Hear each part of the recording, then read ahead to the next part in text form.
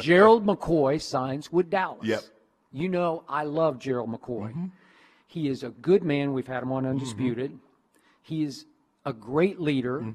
He is 32 years of age, and I think he's still got a lot of run stuffing and pass rushing left in that body of his at 32. He grew up in Oklahoma City. He went to the University of Oklahoma. You can't help, like I grew up in Oklahoma City, you can't help but love the Cowboys because it's kind of like Dallas North. That's it. Okay? So all of that fits and works for me, and I know they lost Robert Quinn, but Robert Quinn was part of a defense that was pretty sorry last year. So I say that's an upgrade at a little different position. He's more of an interior rusher.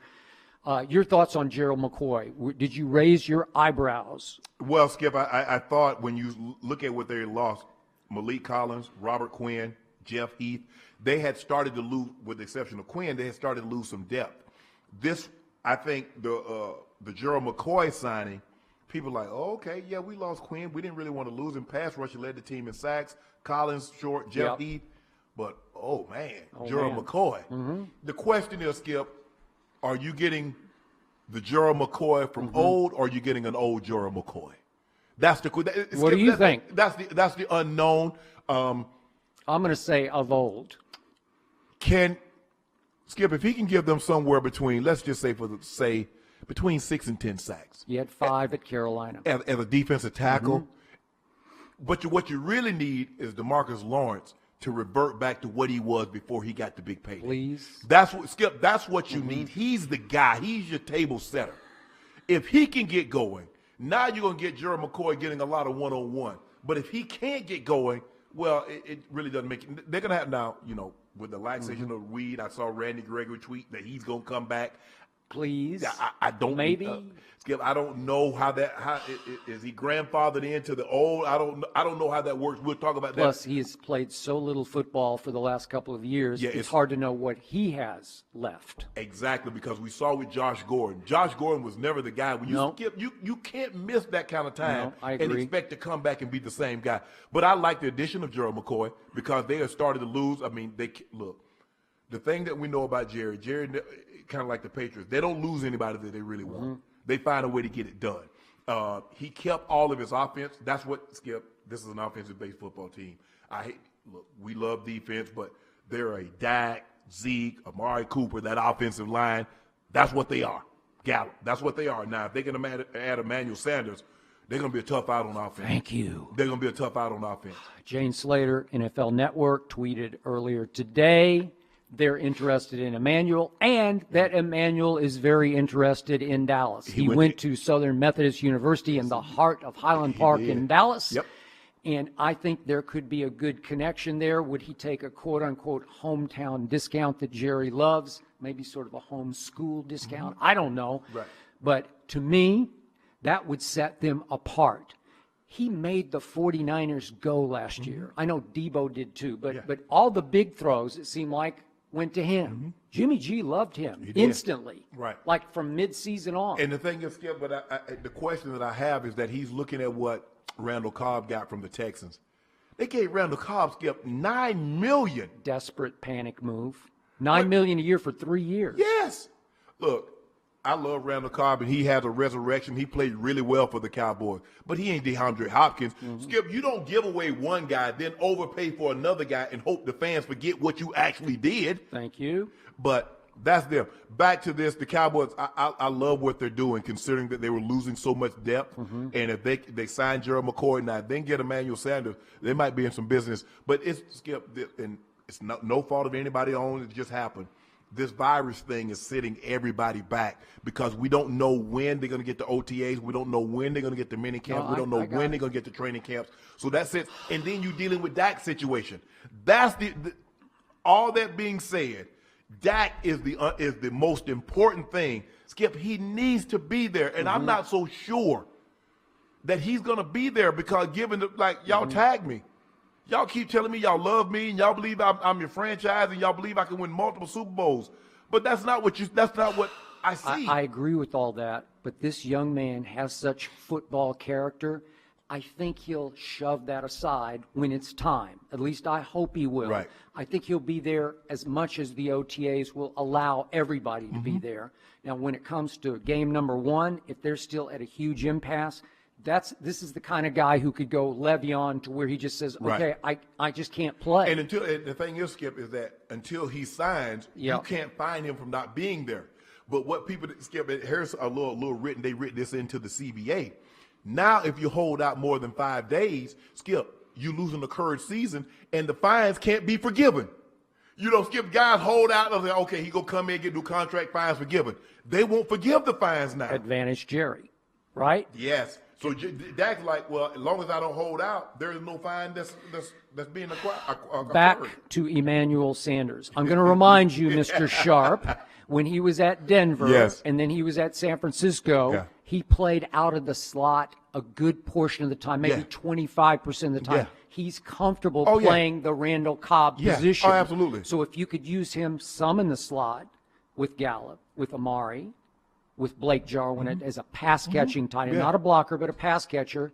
Now you got a flying circus. Yes, he's special. He can play out the slot, but he plays a lot outside the numbers. Where in the past is that when you had Beasley was mainly a slot guy. He did Randall Cobb could play out wide, but he mainly played in the slot. Emmanuel spent a lot of time out wide, Skip. And then when obviously they went to third down, he would get bumped inside. So he can play both areas, and it'd be a nice change of pace. Because the thing is, Skip, you don't want this to happen. But let's just say Gallup went down, because we saw Gallup miss 2 games last year. There's a big drop off between when you have Amari and Gallup, then all of a sudden you have to go to your third or your fourth guy. With Emmanuel, now you don't really have a substantial drop off. Okay, I got a plan B for you. I don't know if you got to watch this kid enough when he was at Texas last year, but remember, Dallas has the 17th overall in the first round and then the 51st, which is later in the second round. Correct. Devin Duvernay is a slot receiver. He caught a bunch of passes. Every time I turn on my TV, especially against my Oklahoma Sooners, you couldn't stop him. He was a machine coming out of the slot at 5'10", 200 pounds. He ran 4.37 at the combine. That'll work. Yeah. He's more built fire pluggish, you know. He's short, so he's more stout. built for the slot. He's more built for the slot. So, again, if you could get him in the second, and I think he'll be there, unless I'm talking somebody into snatch him ahead of that. Probably the Eagles will take him, right? But to me, if you can't come to terms with an Emmanuel who might want too much money for Dallas, that's my only concern, because he's a bona fide big bargain He's sitting been out there. to Pro Bowls. Right. Skip, the question I have, like I said, I didn't watch a whole lot of Texas games, but I know who the kid is. The question is, what you want from your slot receivers run after the catch. That's the utmost important. Skip, you can't throw the guy a 3-yard route and he has 3 yards at the end of the catch. You need him to get 8.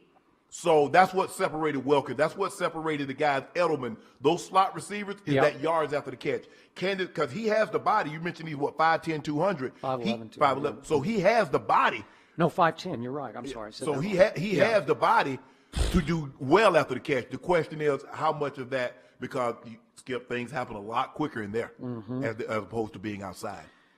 Every time I looked up, Sam Ehlinger, when in doubt, would throw it to Devin Duvernay, and nobody could cover him. And I'm sure they tried to bracket cover him with 2, and he just kept getting open and snatching the football. Right. So, again, would he be a great fit in lieu of that? You better believe it. So there's one other name that's sort of off radar. The Cowboys did re-up with that Darian Thompson at safety. They lost Jeff Heath, and I told you 1,000 times on Undisputed, I like Jeff Heath, but he's just a guy to me. He'll blow you up if he gets a good shot at you. But he's like, do you remember Bill Bates from the old Cowboys? He's more out of that mold. Right.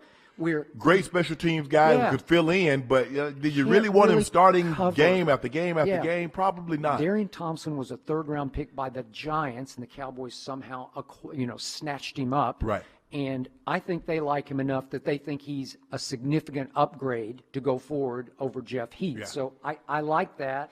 You've talked about the exodus, all the other players, Malik Collins, and obviously it seems like they all went to the Raiders.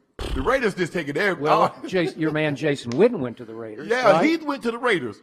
I know. Okay, so I'm not upset. I won't miss either one of those guys. And I love Jason Witten. Thank you for all you did on and off the field, Mr. Witten. But still, you all but made fun of him last year, and you've continued to say that even you, at your stage and age of your post-career, could outrun him in 40 yards.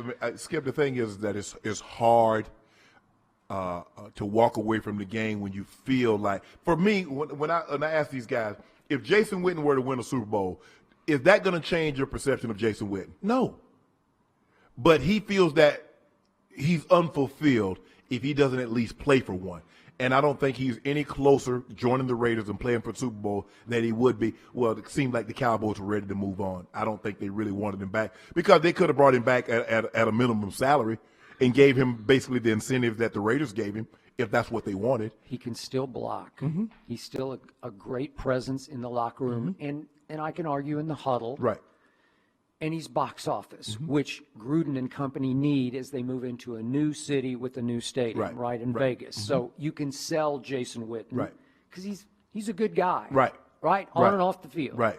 But will I miss him as a player? Well, come on, it's three yards catch and a cloud of dust because he's going nowhere, right? Basically, you're and he stunted the growth of a Blake Jarwin, whom Dak Prescott has said repeatedly just might be the best athlete on the team. Right. And every time I saw him catch a ball, it looks smooth and sweet to me. And that's the thing, Skip. Most of the time when you have a guy that needs opportunities, you clear the deck for him. I don't know why the Cowboys, Skip, I'll give you a prime example. The 49ers released Jerry Rice because they saw what T.O. could be if he were removed from the equation.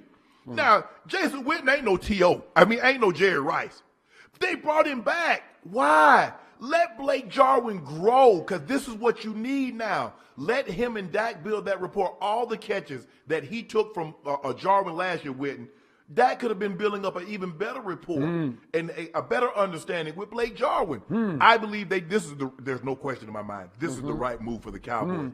Move forward with Blake Jarwin. Wish Jason the best with the Raiders. If you need a red zone target, there's this guy named Dez out there. Remember the old 88? Why not? I say I'm desperate enough. Bring him back. No, hold on. I listened to you for 16, 17. He wrecked the season? Yes. Okay. And now in 2020, you want him back. He's reformed. He's rehabilitated. He's swallowed his pride. He's been humbled. And he would accept the role of just catching big balls in the red zone with a big old body. Skip, he hasn't played in 2 years coming off an Achilles tear. Okay. What do you expect to get from him? I want to win my 5 cases of due back from you about the Cowboys making the playoffs, and I'm on record saying I still believe this team is a playoff team. And you believe your best chance of winning your 5 cases of due back is signing Dez. That's just icing on my cake, but it's going to have a lot of candles on my cake. Thank you for watching. You can subscribe here to get the latest from the show, and be sure to check out more of the best clips from Undisputed, or go watch a few other segments from our other shows on FS1.